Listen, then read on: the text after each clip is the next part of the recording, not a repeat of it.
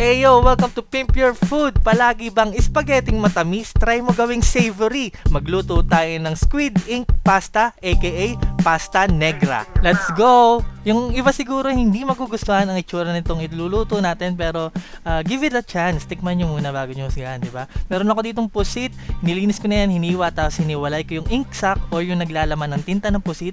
Gagamit tayo dito ng Clara Olay pasta negra sauce. Tapos ito optional lang, squid ink na spaghetti. Pwede rin naman kayo gumamit syempre ng ordinary lang na pasta. Okay? Tapos hindi ko niluto lahat yan. Kung gaano karami yung grams ng sauce, ganun din karami yung grams ng iluluto nyo na pasta. Okay? Then lutuin muna natin ang ating pusit. Season natin yan ng asin at paminta. Medyo umuulan sa aking background ngayon. Hindi natin yan lulutuin ng lutong-luto. Yung tama lang para hindi naman kumunat, 'di ba? Tapos meron siyang crunchy like texture, tapos malambot, 'di ba? Tapos medium high heat 'yan, natural lang 'yan na magkakatas or parang magtutubig.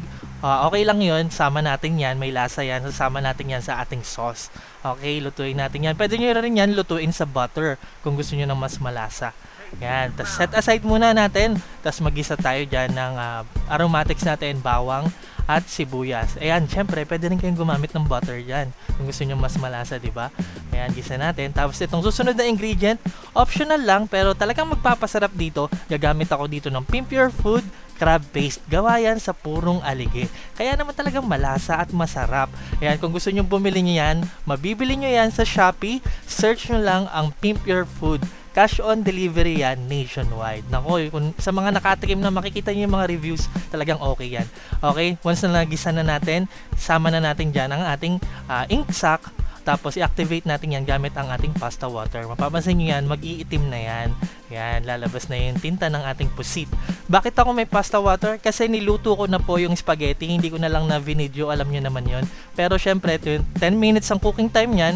Niluto ko lang ng 9 minutes kasi itutuloy natin yung natitirang 1 minute dito sa pasta para hindi mo overcook ang ating sa ating sauce, para hindi mo overcook ang ating pasta, di ba? At iyan, nilagay ko na ang ating Clara Olay pasta negra sauce. Kaya ako gumamit niyan kasi sobrang daming na tinta ng pusit ang kailangan natin dito. At least diyan, di ba? Ayan, madali na. Naglagay din ako ng konting pasta water para lang mag-loosen up ang ating sauce. Okay, mag-alala, hindi yan lalabnaw masyado kasi lalapot naman ulit yan once na nalagay na natin ang ating pasta. So, hintayin lang natin yan mag-simmer. Habang hinihintay natin yan mag-simmer, promote ko lang ang aking Facebook page, Tipsy D Garage Facebook page. Paki-follow, paki-like. Kaya nagpaparaffle ako dyan ng brand new car, saka ng ₱1,000,000 na cash prize at marami pang consolation prizes. Ilalagay ko yung link ng Tipsy D Garage Facebook page sa caption, comment section at description nitong video para hindi kayo maligaw kasi may ibang gumagaya ng pangalan eh. Ayan, para lang hindi kayo maligaw, lalagay ko dyan yung link. Ayan, kung gusto nyo makilahok, mag-message lang kayo sa Tipsy D Garage Facebook page, tuturuan kayo kung paano. Okay, once na nagsisimmer na ang ating pasta sauce, lagay na natin ang ating spaghetti. Ayan, no? Tapos lagay na natin ang ating pusit kasama yung sabaw. Ayan, may flavor yan. Tapos lagay tayo ng chili flakes para sa konting anghang. Tapos parsley, optional. Pwede kayong gumamit ng fresh. And then mix natin. Alright. Lulutuin natin ang ating pasta dyan sa ating sauce. Bukas pa po ang apoy niyan. Okay? And then squeeze na tayo dyan ng lemon, calamansi, or pwedeng ito lime or dayap. Syempre, wag natin sama yung buto. Ayan, para sa konting acidity. And then tuloy natin sa pag-mix. Habang mainit, habang umuusok, nandiyan pa yung magic niyan, iserve nyo na. And now, look at that. Oh, diba? Diba? Katakam-takam kahit kulay itim. Diba? Kung di nyo pa natatry, kung medyo gusto nyo lang naman pamalit sa spaghetti nakasanayan natin na matamis, eto savory to. Tapos yan nga, masarap nga pag pinapatakam mo ng calamansi, lemon, or yun nga, lime.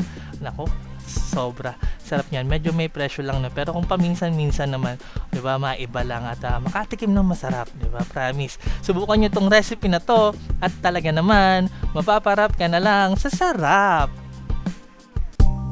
Eh, tara na sa pinakamalupit, spaghetti na may sarsa ng tinta ng pusit, ubod ng itim sa una mong tikim. Di mo titigilan ng sarap lasapin. Basta my food, always in the mood. Eating like a king, as I should. Do it yourself, it's so good. Hanggang sa susunod na Pimp Your Food. Yeah. Maraming salamat sa panonood. Hanggang sa muli. Peace out, y'all. Yo guys, Pimp Your Food products, ayan tulad ng ginamit ko kanina na crab paste, mabibili nyo yan sa Shopee. Search nyo lang ang Pimp Your Food, cash on delivery yan nationwide. Nandyan din yung syempre yung adobong isaw, gourmet tinapa, gourmet tuyo, wala pala akong gourmet tuyo. Ayan, gourmet bangus, bagoong, meron dyan. Chili oil, wala pa kasi nga medyo mahal ang sili. Ayan, maraming salamat sa mga nanonood sa Facebook page ng Pimp Your Food. Ayan, sana follow nyo ako dyan para lagi kayong updated sa mga video recipes na aking ina-upload. Ganon din naman po sa YouTube, ang aking YouTube channel ay Tipsy Goes Random. Mag-subscribe po kayo at sana i-follow nyo din ako sa TikTok at Kev_Andrade. Maraming salamat sa palagi nyo panonood, pagtangkilik, pagsuporta, pagsubaybay. Ako po si Tipsy D. God bless sa inyong lahat. Peace!